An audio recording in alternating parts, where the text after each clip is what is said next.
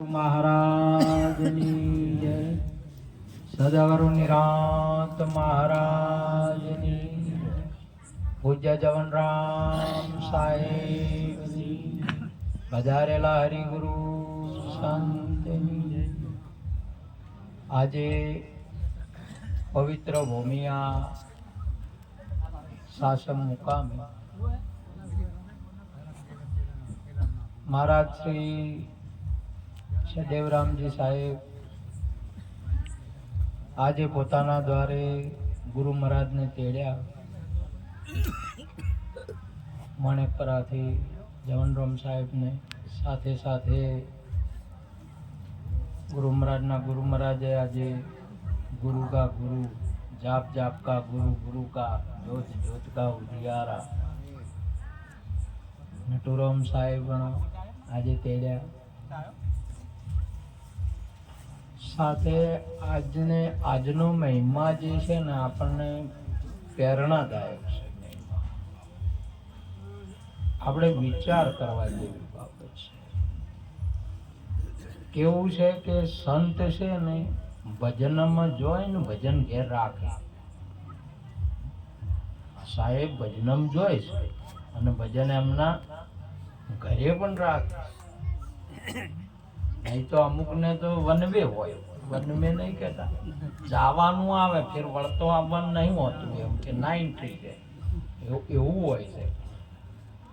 પરંતુ આપણે તો અહીંયા શાસ્ત્રોને અનુસાર અહીંયા આપણે પ્રત્યક્ષ અને પ્રગટ મહાપુરુષને જોઈ રહ્યા છો, નિહાળી રહ્યા છો કે જે રામ રસ પીવી છે ને બીજાને ભાવે.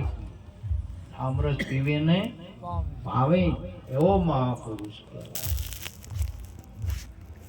અને સંતો તો પરમાર્થી શીખ પુરુષાર્થ કરે અને પછી પરમાર્થ કરે, આને કહેવાય છે.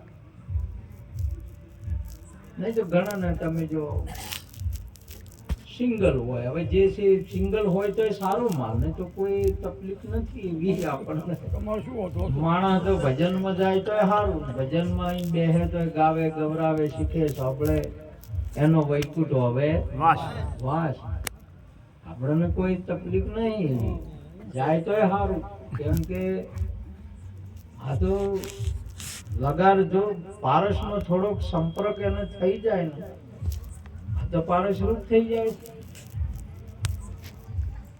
એટલે એવું નથી. પરંતુ જે કૃષ્ણને મળવા તમે જો બકાસુર જ્યાં, કાકાસુર જ્યાં, ડઘાસુર જ્યાં, પેલા બધા આવા બધા જે માસી ભૂતનાય જે હતા એ જ હતા. પણ આ રે વળીને આયા ના, વળીને આયા ના. તમારે જો આજે સદેવરામ સાહેબ છે, આજે આ મોટો અવસર કર્યો ને આપણે શીરો ના બનાવે એટલે મોટો અગ્નિ સુલામમાં આપણે કરવો પડે, સુલામ કરવો પડે છે. એમાંથી હવે એ અગ્નિને મળવા તમારે કોલસાને મેલો એટલે અગ્નિને મળીને પાછો આવે ખરો? એ ના આવે. એ બધી એમ થઈ ગયા.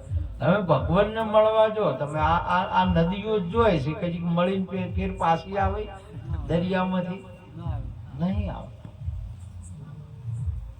એના મય થઈ જાય.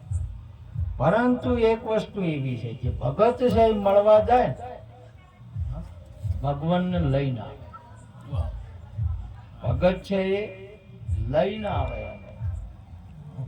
કેમ કે ભગત છે ને એ જે પેલા બધા છે પેલા કોલસા છે, પેલા મળવા જે બધા કેવા હતા, બધા કોલસા જેવા હતા, બધા દગાસર ને બગાસર ને કેવા હતા એ બધા. અને અક્રૂરજી મળવા જાય એટલે લઈને આયા કે ના આયા? ભગવાન ભગત ભગવાનને લઈને આવે. સમજ્યા? એક જ આ જગતની અંદરમાં મહત્વની કક્ષા છે જે ભક્ત છે. એ ભગવાનને એના ઘેર લઈ શકે, જ્યાં હોય ત્યાં લઈ શકે છે. ભગવાનને જવું ના પડે. ભગવાન જો હોય ત્યાં જો હોય અહીંયા ભગવાનને પ્રગટ થવું પડે. અને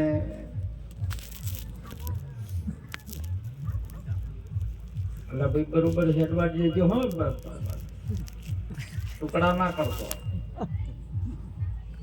મારે જીવ એમો હોય છે.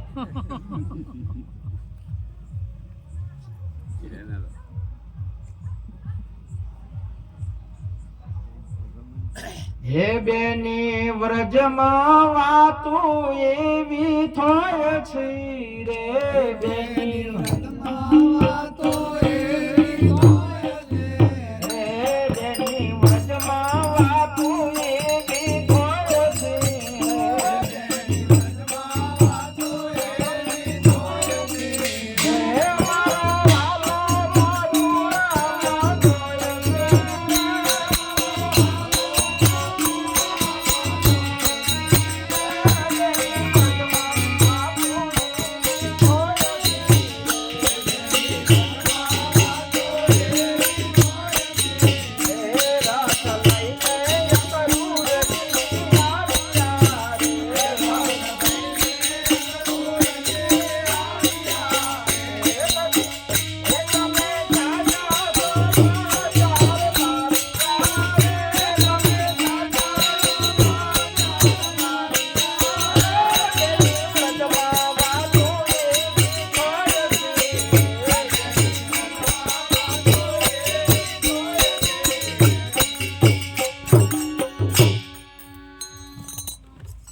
વ્રજ નામ ભજનનો મહિમા સત્સંગ કહેવાય, વ્રજ નામ જ્ઞાન કહેવાય, વ્રજ નામ આ સંતોની સભા કહેવાય. અને આ સંતની સભા છે જે ભલે આજે સદેવરામ સાહેબના ઘરે અથવા ભારતના અથવા પૃથ્વીના કોઈ પણ ખૂણે હોય ત્યાં બેની વાતો થાય, બેની વાતો થાય. કેટલાની થાય? એક નિર્ગુણની થાય અને એક સગુણ. આના સવય નહીં થાય. બેની વ્રજમાં વાતો એવી હોય. આ બેની વાતો આખા મલકમાં આજે સદેવરામ સાહેબના દ્વારે થાયેલી છે. ભારત શું પૃથ્વીના કોઈ પણ ખૂણે જ્યાં સંત સમાગમ હશે ત્યાં બેની વાત થાય. અને બે સ્વરૂપ પરમાત્માના એટલા બધા અગમ અગોચર ને અવર્ણ્ય છે કે જેના શાસ્ત્રો શ્રુતિઓ બધા આપણે બધા એનું વર્ણન કરતા કરતા થાકી જશે. બધા તમે જેટલું નિર્ગુણ નું પણ તમે એટલું કરશો તો તમે નિર્ગુણ નું સ્વરૂપનું તમે વર્ણન કરતા કરતા થાકી જશો. અને ઓભળતા તમારા કોન તૃપ્ત થાય. હજી બોલો.